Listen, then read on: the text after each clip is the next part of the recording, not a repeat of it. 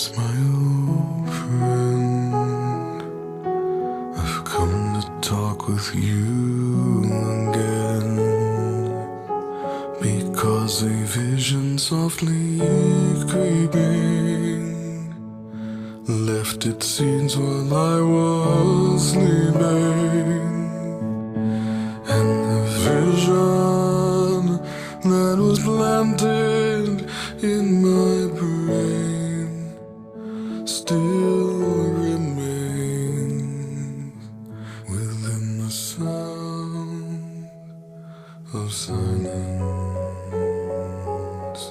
In restless dreams I walked alone,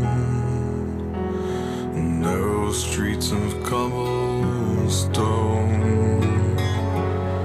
neath the halo of a street lamp.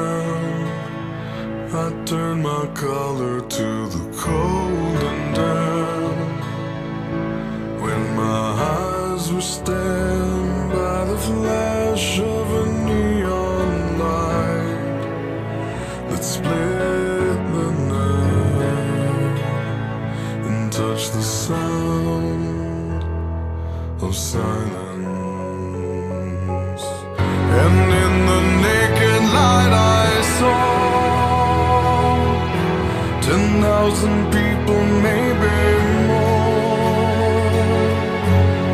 people talking without speaking, people hearing without listening, people writing songs and voices never shared, and no one dared disturb the sound of silence.